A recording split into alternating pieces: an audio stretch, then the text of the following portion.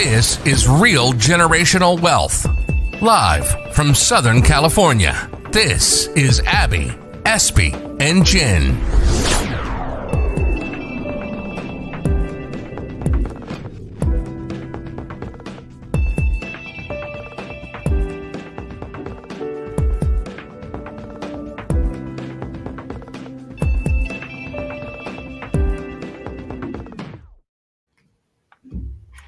Hi, ladies.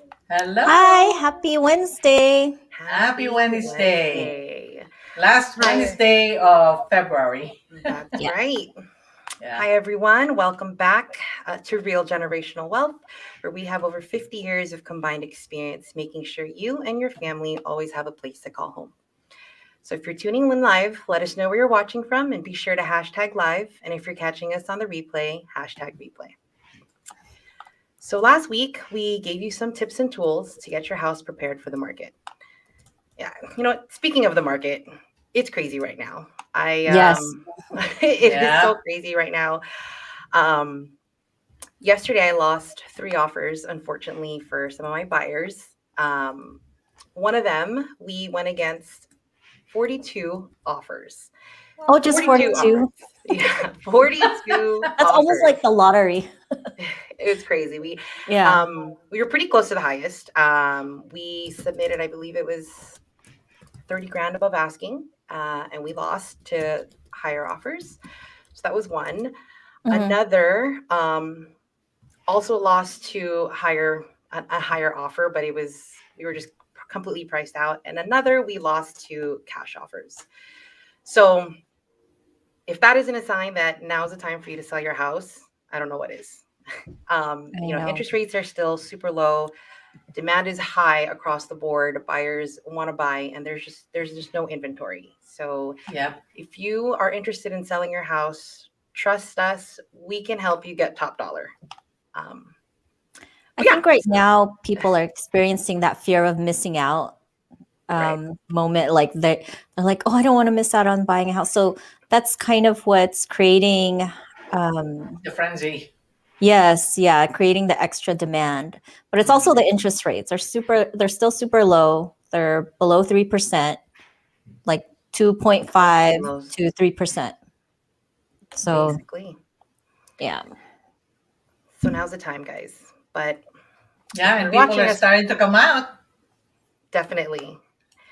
And so that's why. So if you were watching us last week and you have decided you do want to get your house on the market, started getting things ready, changed out all your light bulbs, and now you want to put it on the market. So what's next? How do you price it? Abby? Okay, so not everyone does their comparative market analysis the way I do. Well, on my company's app, Net Realty, you can just put in your address and then it'll generate an auto comparative market analysis. But what I like to do is because real estate is hyper local, it depends on that neighborhood or that specific area, like how fast are things going, how much inventory is there. If it looks like it's very low inventory, then I'll overprice it by 50,000 from the highest last comp. So 25 to 50,000, just depending on the condition. We'll adjust for the condition or features like a pool or jacuzzi or a large lot size. So that's how I do it. And I did have a recent listing that sold. So this home is kind of a case study. This home was bought by my client about a year ago. So just a year ago for $638. So it was pretty aggressive listing it for $750. She didn't do any repairs, no upgrades, nothing, but she did do a great job cleaning the home and presenting it. So this home, we listed it for $750 and we got an offer for $775. But unfortunately, that buyer was very lean in their proof of funds. They didn't quite have enough funds to close or to cover in case there was a low appraisal, which was what a lot of people were scared of because I had agents asking me, how much is this home? how much is it pending for? How much is it going to close for? So we did end up getting a buyer and closing in 21 days. It was a 21-day escrow, and we closed at 750. So she made a killing in about a year's time, without really spending much money, just doing the regular maintenance and doing some paint touch-ups. But those things make a big difference, because the way She your owned house it only for a year? Yes, yeah. Wow. So she held on to it for a year, and she didn't do much to it. That's So, good, yeah. but she did do like little touches here and there, and the home was empty. So, we got it sold. It took a little while because we did get some pushback with agents saying that it was way overpriced. But you know what? We have to do that for our clients. And right now, there's nothing in Mira Mesa that sold for that much per square foot. So I'm glad we were able to sell it.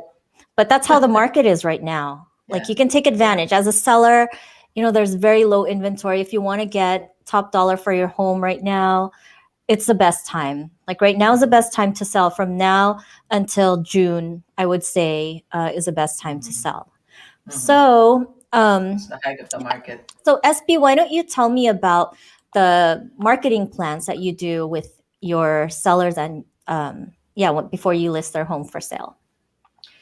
Yeah, most of my clients are people that I already know, and maybe even a client before where we bought their own house, the previous house. So they're quite familiar with me. And either way, I have a standard where I always pull the property profile, look at to just make sure what kind of mortgage they have. And I ask them to pull or to request for their mortgage statement, just to make sure they know exactly how much they owe, because some people don't think, they don't really know how much they owe. Right. So those kinds of things. And then I always ask them what they want to do. Are they upsizing, downsizing? What is their plan? What's the next plan? So it has to be upfront. That way we know what the strategy is when they sell their home. So, that makes a factor whether we're going to be aggressive in our pricing or not. Are we going to invest on staging or not? Or do some more repairs? That's all based on the goal that they want to accomplish, how much net they want, what's going on in the neighborhood. Because maybe the whole Bay Area or the whole SoCal has a certain trend, but it boils down to depending on the neighborhood, what's going on in their neighborhood. Right.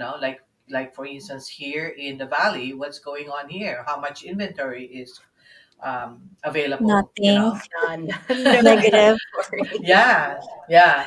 So if that's the case, then the more that we can be aggressive, just like what Abby is saying, if there's not a lot of inventory, I would do the same.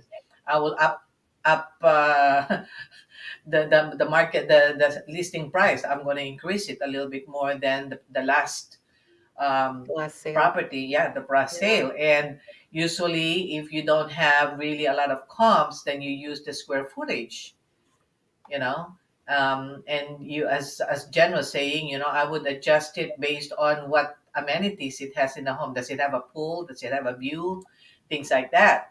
And because of the pandemic, there's a plus and minus on the marketing side because, well, number one, there is not a lot of inventory.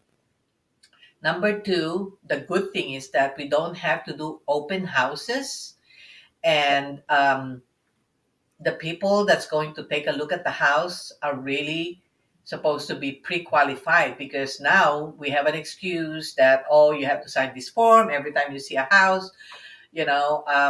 Anybody who's going to take a look at your house has to have a form filled out to protect themselves and the occupants on the coronavirus, right? They have to be aware on sanitizing everything and wearing the right gadgets, and not touching too much stuff in the house.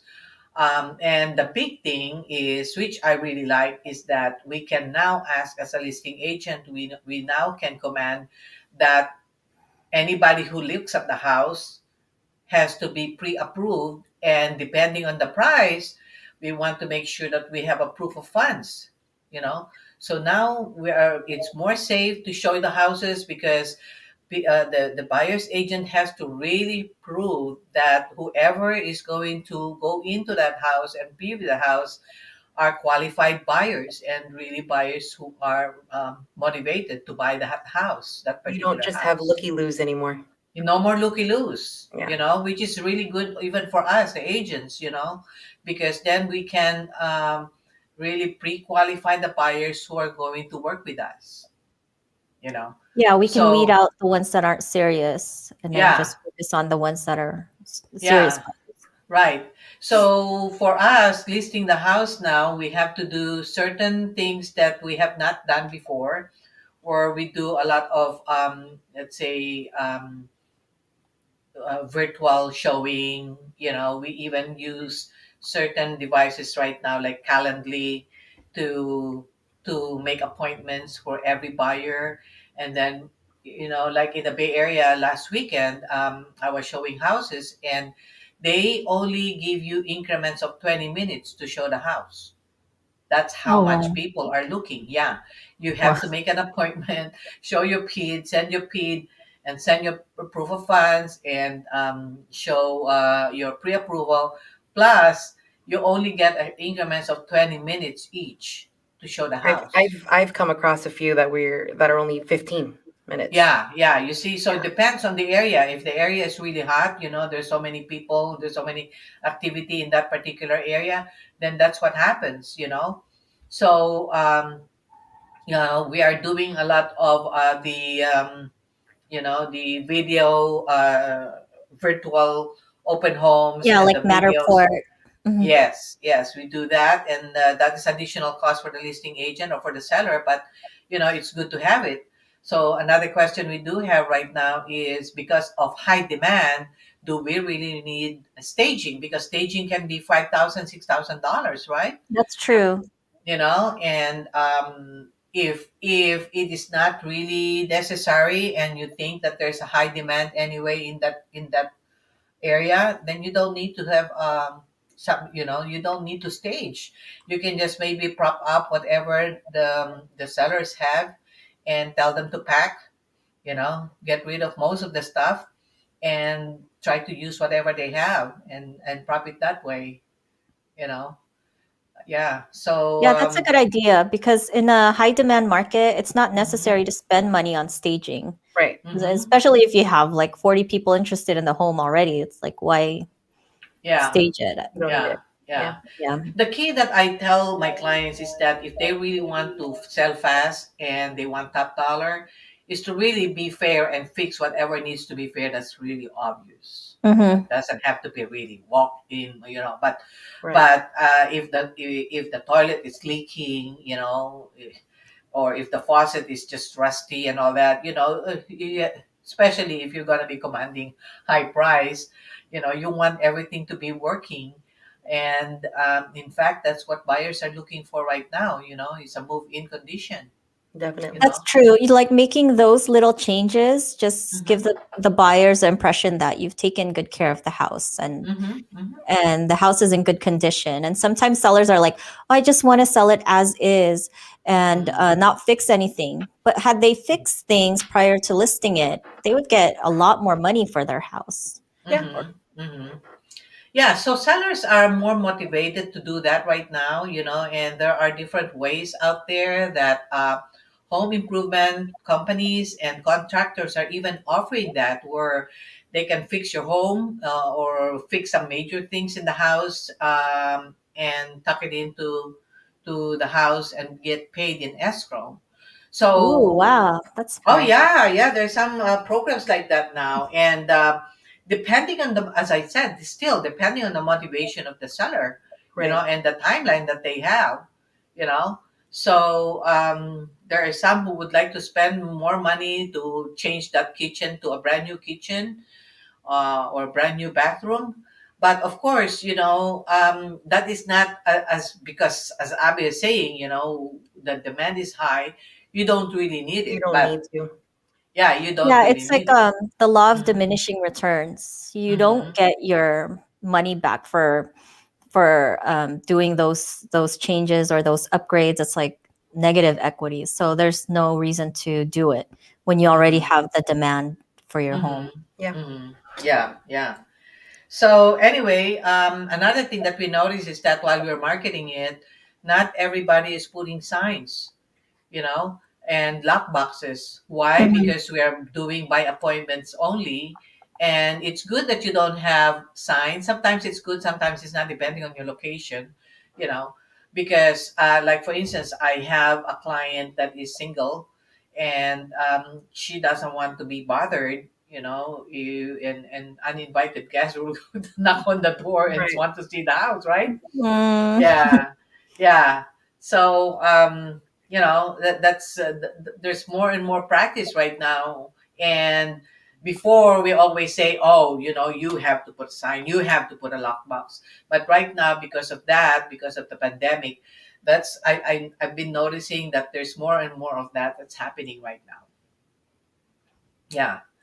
Yeah, So but what I what, never what understood why people don't want to, or they don't want to put a sign, because a lot of yeah. times it's a relative or one of the neighbors that Someone in the um neighborhood that wants their family to yeah, see the video. Yeah, yeah, yeah, exactly. that's true.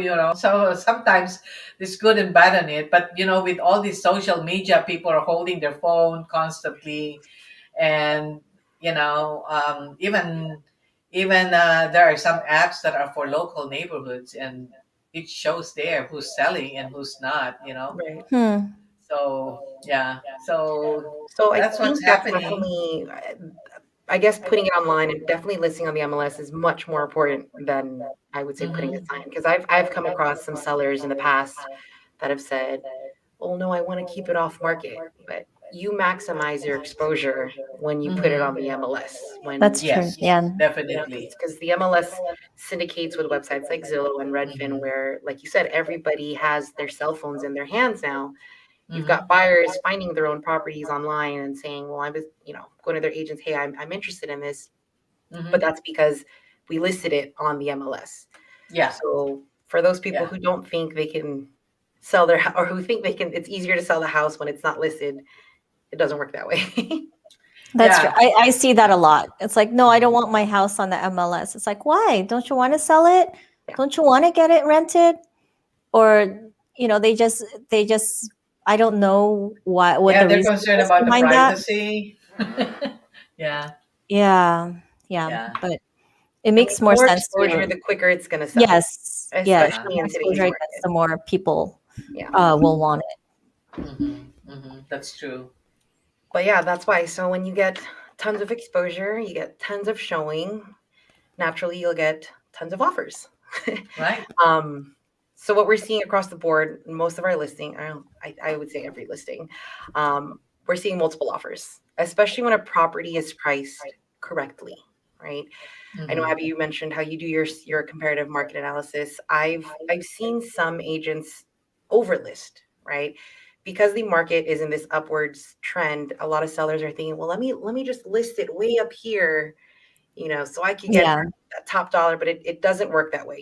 You've got to list your property right, and you Mm-hmm. let the market dictate it. When Because you don't want it to be stale. If you right, list it too high, too, it's like, oh, this person doesn't really want to sell their house. Like, this is crazy. Like, you won't if you don't have any showings and your home is priced too high, then there's a reason. It's just it's gonna sit. it's yeah. Yeah. And so that's why when you're priced right and competitively, you get all these people coming in, and you have the multiple offers, which creates the bidding war, and Yeah. that will naturally, push up your price. But Mm-hmm. as a seller, so how do you pick the right offer? Well, you pick the right agent to help you pick the right offer. But I mean, Pick there's the a right lot of agent to things. help you pick the right offer. Yeah. I mean, there's a lot of things. A lot of people will naturally think, oh, we're going to go with the highest one, highest number, and it doesn't always work that way. I mean, the highest offer Yeah. could be asking for 10,000 in credits, and then you're Yeah. going to be netting less. Or they might Or not be qualified for right, It's exactly. That's always why the good to highest have having that one. funds. combination. Yeah. Yeah. You know. Well, that's why. So you as agents, I know all of us, we we look at offers and we kind of put them all side by side. You wanna check on the financing, right? If it's financing versus cash, and if they are financed, how much money are they putting down? How do their proof of funds actually show they have the money to buy it? Mm-hmm. I know I do. I know we've spoken about this before. We all typically look at the DU approval to make sure Mm-hmm. that it has been underwritten and that the buyer Mm-hmm. really is pre-approved. You Mm-hmm. want to make, as a seller or as your agent with you, want to make sure that the buyers really qualify, right? Yeah. Because the last thing you want is to get 20 days in escrow and the buyer can't get a loan and you've got to start this process all over again. Yeah. It Yeah. doesn't make your home look good to have it go back on the market. Right. Then You your know, days in the market is gonna show too long, you Right. know. Yeah. yes. Yeah. Yeah, so it's important you and your agent work together and you guys really comb through the offers and make sure to Mm-hmm. pick the most solid one. Mm-hmm. And I know some people will think, "Oh, cash offers win every time." No, cash That's offers not don't win every true. time because if a cash Not offer is necessarily. 50 grand lower than the highest offer and the highest offer is a solid conventional buyer, Mm-hmm. with enough funds to put a pretty good down payment, I would suggest my seller go with a conventional offer in a Mm-hmm. heartbeat. Yeah, because cash offers, the benefit with them is there's no appraisal contingency with cash because Right. there's no financing involved. So that's a Mm-hmm. benefit. But if someone has a conventional offer like what Jen mentioned, and they have funds to cover if in case it doesn't appraise, then and the conventional offer is higher, then there's no reason not to take the conventional offer. Right. Yeah. And It's, I go yeah. ahead. Mm-hmm. The thing is, when we are representing the seller or the buyer, I always say it's people think that it's easy to sell or to buy and find the house because of the online information, and they can just follow, go to YouTube and all that. But still, an agent, professional real estate agent who really knows what they're doing can negotiate with you for you and be a big mouth for you than you yourself, Right. because it's very hard for you to be directly negotiating for a house that you are very emotional with, Yep. you know so when you have a third party and a professional, like a realtor, that realtor would be able to know how to push further on how to negotiate on terms or in prices, and decipher whether that buyer or that agent is genuine. Is that the Yep. right people? Is that the right team? Because you have to pick the right team to be able to sell your house, you know, with less stress, with with as smooth as you can on the timeline that you have, you Right. know, because the worst thing you want is, oh, okay, well, this buyer has 50% down, and then you didn't realize that the buyer has some kind of an attitude, or unstable, or an agent that doesn't return his call, things like that. Right. So if you have a very good representative to sell your home, then you have somebody that you can rely on, who can be a good concrete facade for you to negotiate the Yeah. best for your home. See? Definitely. I mean that's why like there's so many factors always involved and your agent is should be your go-to person to make sure that you get all the things you need, right? So going Mm-hmm. back to the multiple offer situation, other than price and whatever other terms they have, another thing that's important is figuring out your timeline as a seller, right? Where are you Mm-hmm. going? Are you buying another house? Is this contingent on you upon you finding something else?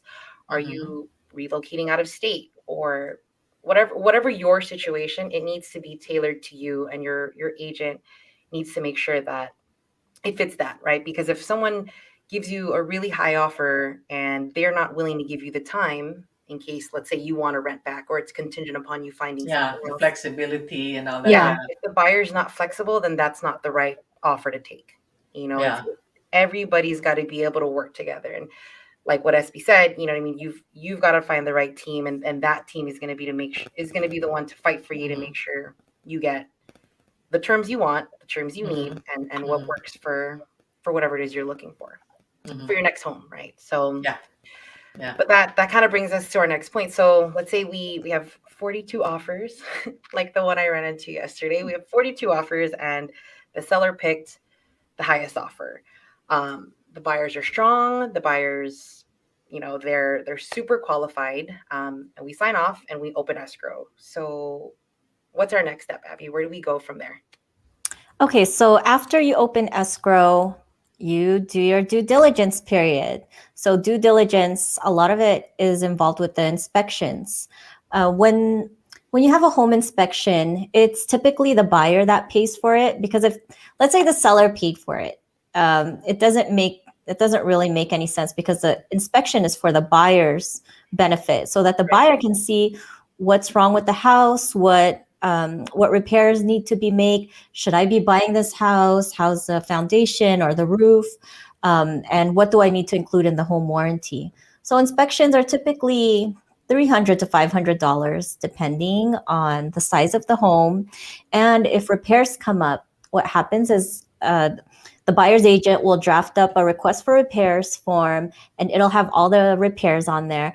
I hate it when they do a request for repairs and then they just say, look at the summary.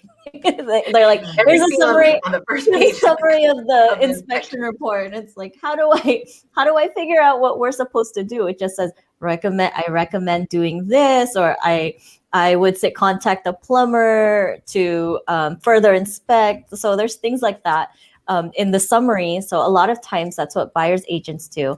But it would be good to state, even if it's long, if it's 2 pages long, just state every single repair you want. If you want the doorknob fixed, if you want this fixed. A lot of times though now, because we have shortened escrow periods, I like to do 21-day escrows for my sellers. Like when I have a seller and we have multiple offers, I always try to get the escrow as quick as possible, just because it's better for everybody. My seller doesn't have to pay another mortgage payment.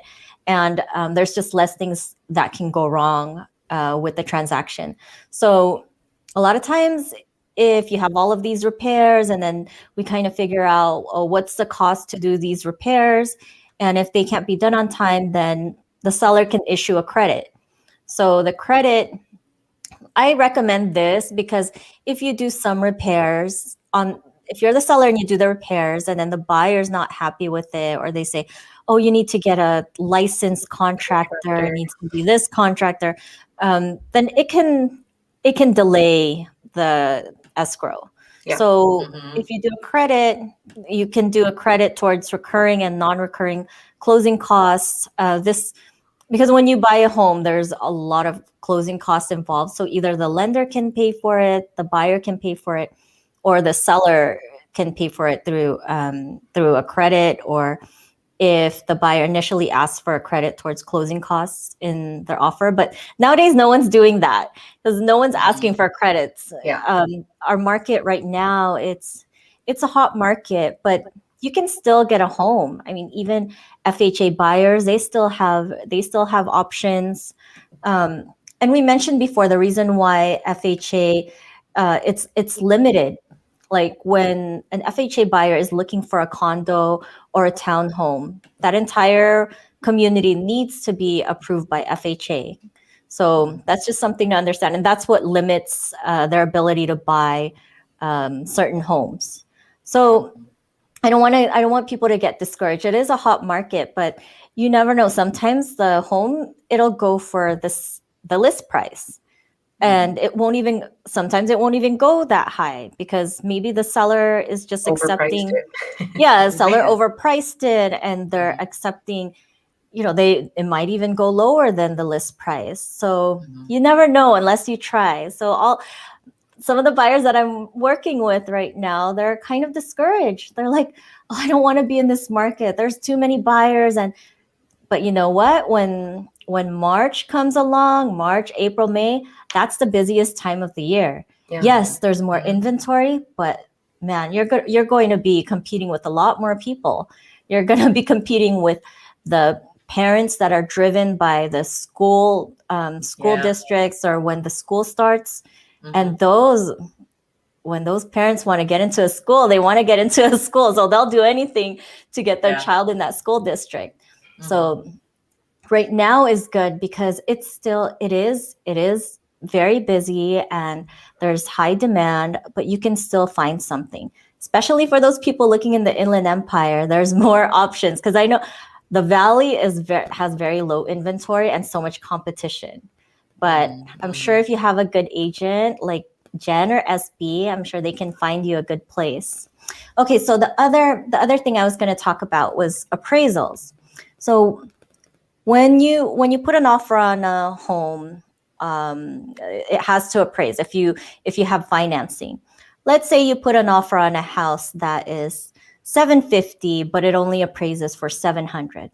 So what happens? What are your choices? So the buyer can either pay the difference or cancel. The seller can lower the price to the appraised value, or they can meet in the middle.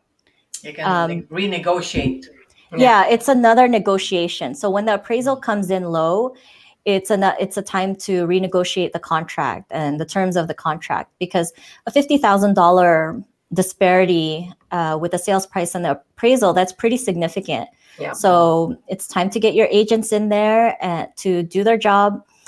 I mean, for me, if I was representing the seller in this market and it's a high demand market, I would just stand firm and just say, you pay the difference.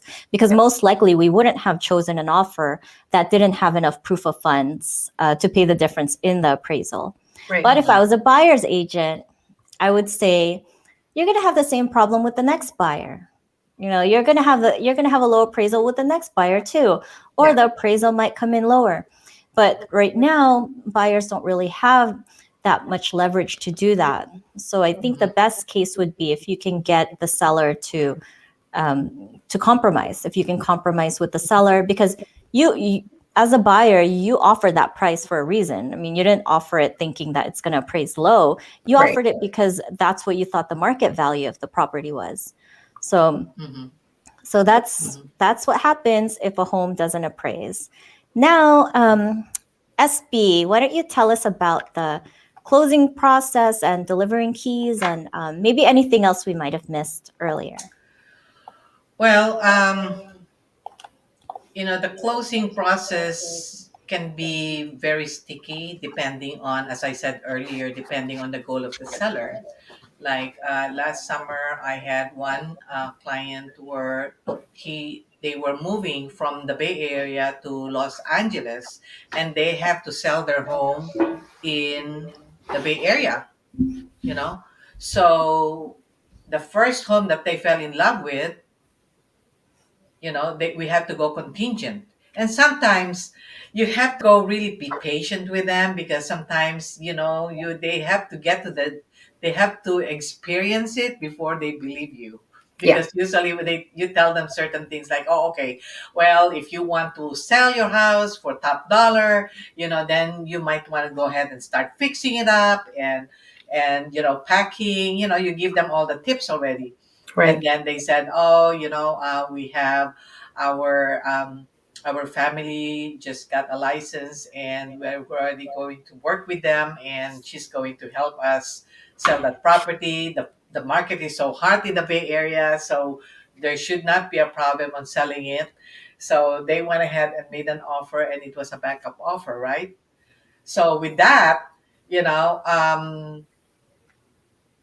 they did not realize that their agent decided that, oh, okay, they talked her into, okay, well, if you want to sell it this much and this is your net, you want this for your house, you need this much money for the next house, then we have to revamp the house and change even the chandeliers, the bathrooms, and change the carpet and all that. So it took them a month. Yeah. So anyway, we ended up looking for another house, looking at another house here. And this time the house was already ready for showing, right? Um, and I planted it in their head that, okay, well, then if that's the case, then you have to have some kind of plans where you may have to rent back, or ideally you can rent back, or you can rent a hotel, stay in a hotel, put your stuff in That's the hard. storage anyway.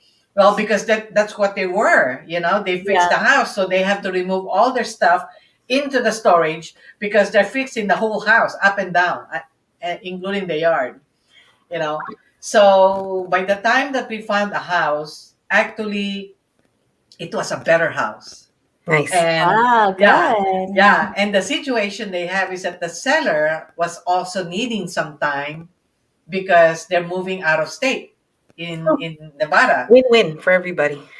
Yeah. Yeah, yeah. So sometimes, even if we generally say that, oh, okay, well, the market is so fast right now, sellers don't give a budge.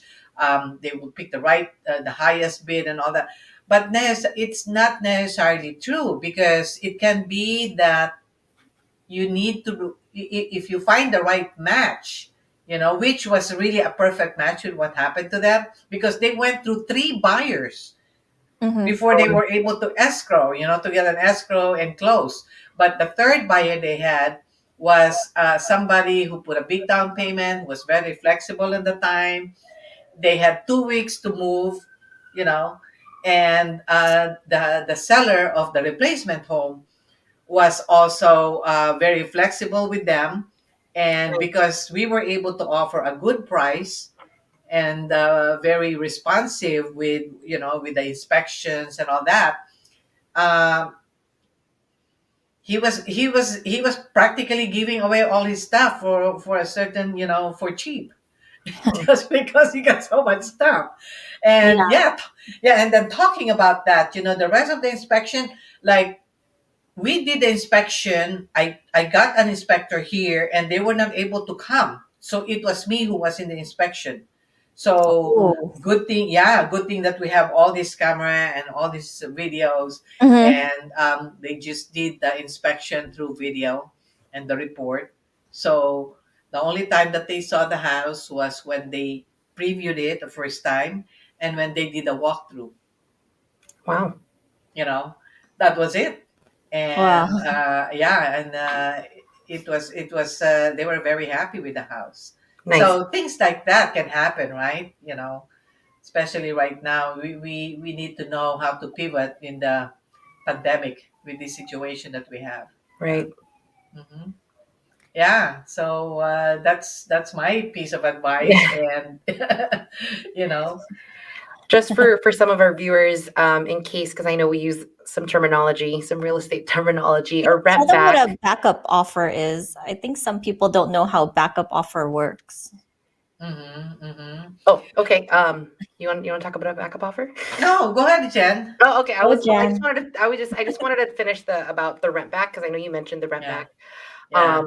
As a seller, if, let's say, you are going to be buying a property, but you need a little bit more time to move or to purchase the other property, whatever you need a little more time for, um, Mhm. you can negotiate with the buyer, or your agent will negotiate with the buyer's agent for a rent back. So the buyer will go through their whole loan process. They'll purchase the property. They'll sign loan docs. The property will officially record, so they become technically the owners. And you do a rent back for anywhere between a few days to up to 60 days, um, in order for you to basically make your transition easier. And it's typically at the PITI of the buyer. I've seen it negotiated many different ways. PI meaning the monthly payment that they're supposed to Yes. Yeah. pay. Yeah. Yeah. Including the Um, property taxes and the hmm insurance and right. Yeah. So you're typically going to be paying you're paying rent to the new landlord or the new owner, essentially, because in lieu of the time you need to find your next place. Yeah. So actually, if you can get somebody to do that, that's much better than moving twice, right? Right. Like moving living twice is the in. worst. Yeah, the moving twice is the worst. So if you the ideal thing is for your agent to be able to negotiate that you can do a rent back with the new buyer of your home, and it is still better to pay the new monthly payment of the new buyer, because of course it's going to be higher than what you normally pay, but it's still more convenient than you moving twice and getting your home in a storage and taking it out 2 times and all that. So That's what I usually advise the seller is, to actually first to reduce whatever they got, and whatever they don't need on the other house, just get rid of it. And then at the same time, find a buyer that can be flexible on the close of escrow. Yeah, yeah. And So usually that's this the is most ideal. negotiated in the beginning.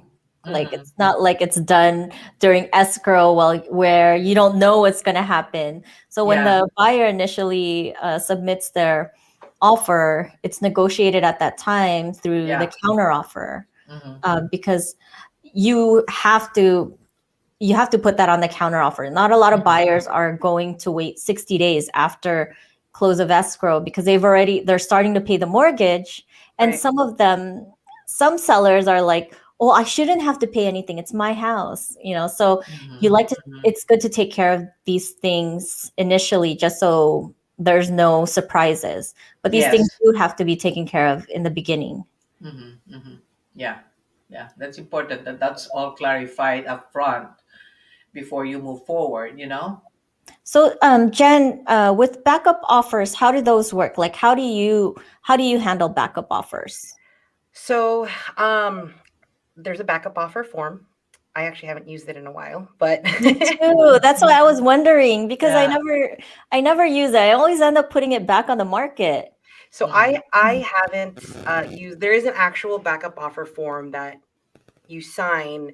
So Mm-hmm. basically, the second buyer, or the first backup offers will automatically basically be accepted.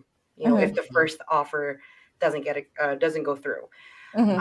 But right now, because we're seeing multiple offers on all of our listings, Mm-hmm. we typically accept one, and we do let everybody know, hey, the seller did accept another offer. If anything happens with the current buyer, we'll let you know. So what I've done for my clients before we hit the market, well, like let's say the first buyer falls out for whatever reason, they couldn't get a Hmm. loan, this and that.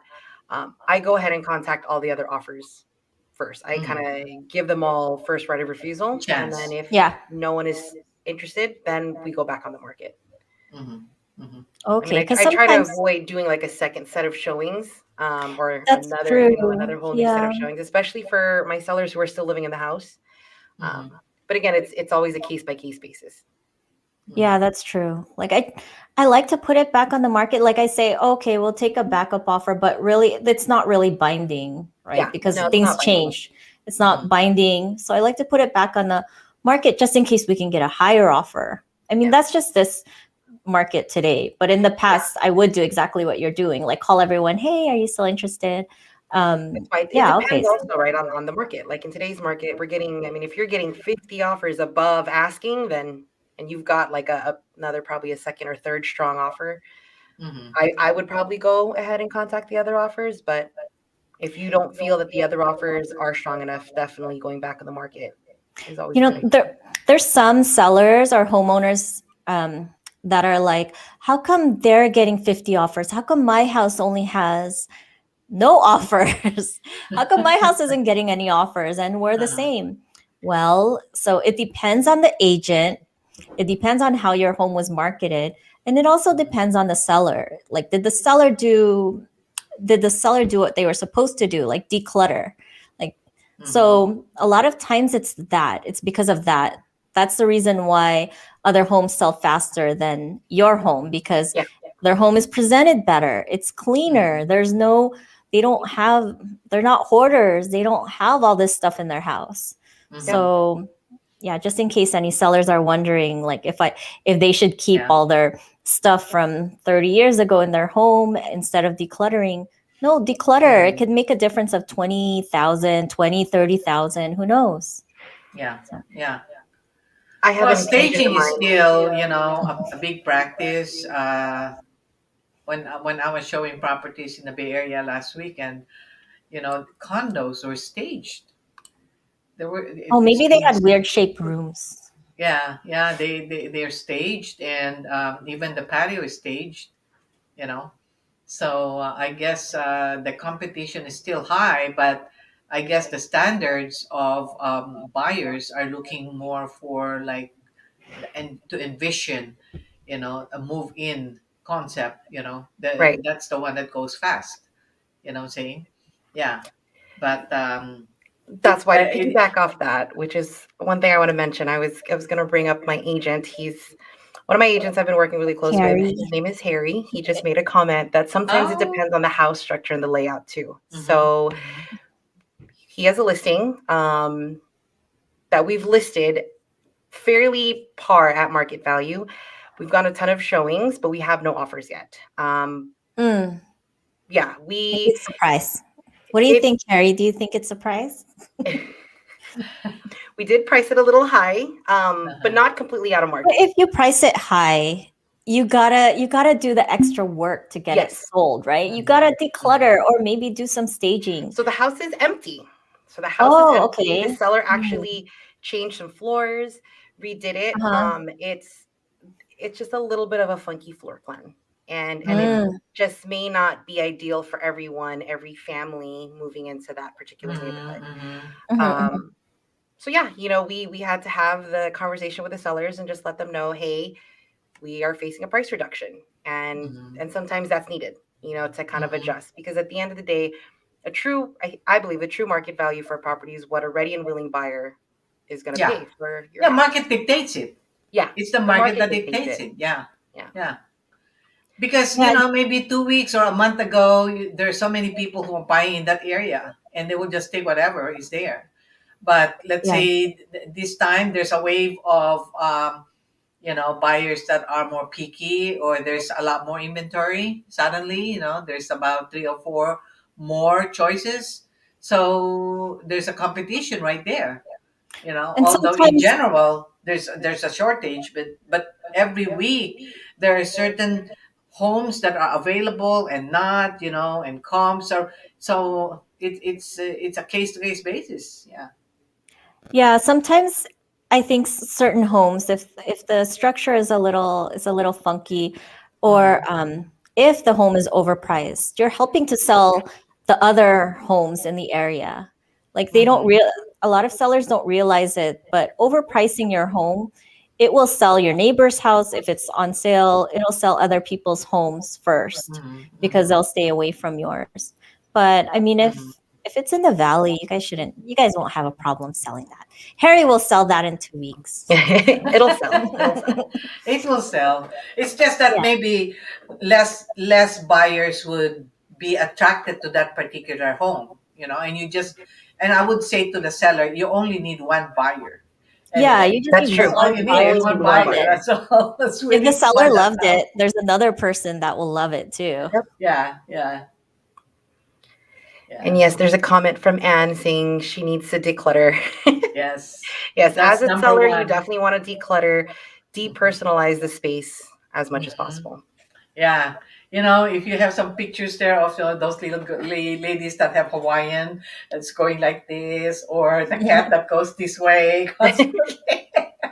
In other Yeah. words, you want to just neutralize the place. It's not, you don't want to remove personal pictures or any kind of particular um, colors or decorations that we have. That way, anybody who comes into the house can just really easily envision themselves inside the house. Yeah. Rather Yes, than just exactly. snooping around looking at all the decorations you have, the different colors you have on your curtain and your Plus, pillows, you don't things want like people to that. see your pictures. You don't want Yeah. people to see your personal photos. They're like, oh, look at how you look like in a bikini. Oh, look at that. look at your dogs, or like, yeah. So Yeah. it's Yeah. best to to declutter and remove personal Hmm. items. Yeah. Yeah. But I All guess right. that's about it. That's what we have for you guys. Getting your property sold for top dollar and the fastest amount of time. Mm-hmm. If any of you are interested in selling, be sure to hashtag sell in the comments or DM any one of us. We'd love to help you. Yes. Yes. Otherwise, we'll see you next week. Next week, we're going to cover investment properties. We actually have had quite a few people asking us about it. Ooh, how Um, fun. Oh buying yeah. and flipping or buying and holding as a rental. So be sure to tune in, and we will see you guys next week. That's right. I'll Yay. see you then. Bye. Goodbye. Thank Bye. you. Thank you for